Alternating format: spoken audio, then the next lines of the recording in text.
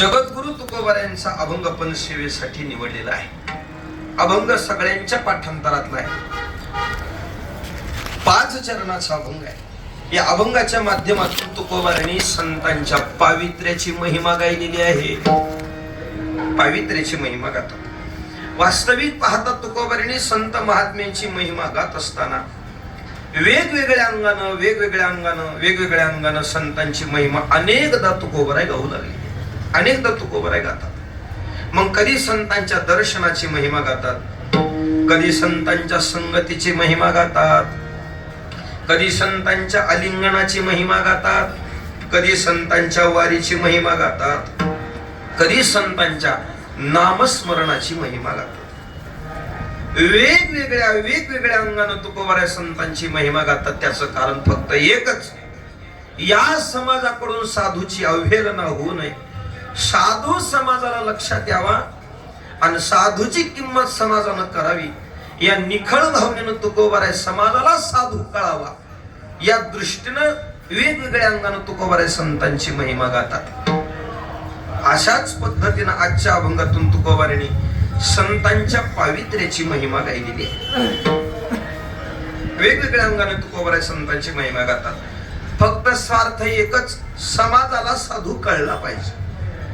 साधू कळावा म्हणून कधी संत महात्म्यांच्या अंतरंगाची महिमा गायली, तर कधी संतांच्या बाह्यरंगाची तुकोबारांनी महिमा गायली. साधू कळावा या निखळ भावने आहे का नाही. समाज विचारू लागलाय तुकोबारांना की महाराज आम्हाला नेमकं संत कसे असतात हे सांगा. मग तुकोबारांनी वेगवेगळ्या अंगाने संतांची महिमा गायला सुरू केली. मग तुकोबाराय सांगू लागले नेमकं संत असतात कशी. झुंजार ते एक विष्णुदास जगी, पाप पुण्य अंगी नातळे त्या.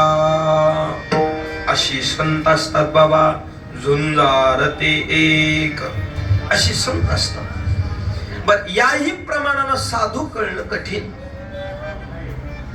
आम्हाला कळण्यासारख्या अंगानं संत सांगा, आम्हाला बघितल्यावर लक्षात आले पाहिजे याला संत म्हणतात. मग समाजाला डोळ्यानं बघितल्या कळावं, या भावनेनं तुकोबारांनी संतांचं बाह्यरंगाचं वर्णन केलं. तुकोबाराय बाह्यरंगाचं वर्णन करतात. ऊर्ध्व पुंड्र भाळ कंठी शोभे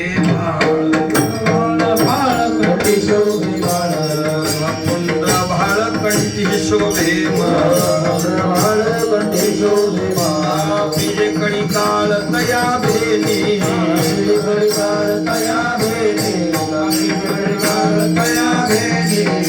पुंडरी बाळ कंठी शोभे बाळ, पुंड्र बाळ कंठी शोभे बाळ, कंठी शोभे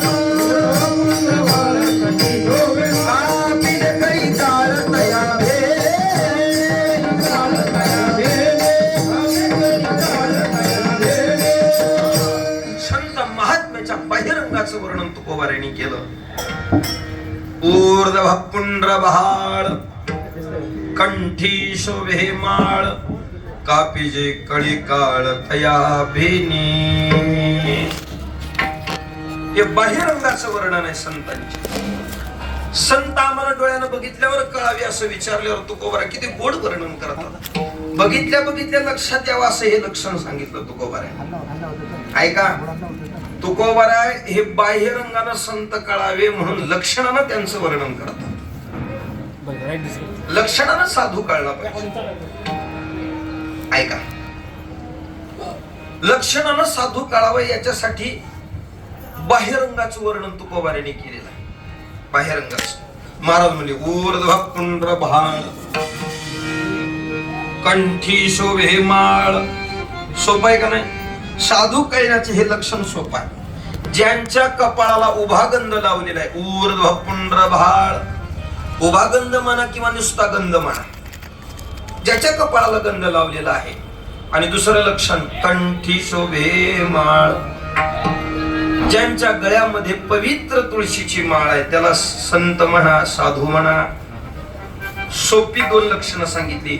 ज्यांच्या गळ्यात माळ आणि कपाळाला गंध आहे का नाही, हे ज्यांच्या अंगावर परिधान झालेलं आहे त्याला संत म्हणावं. बर, अडचण अशी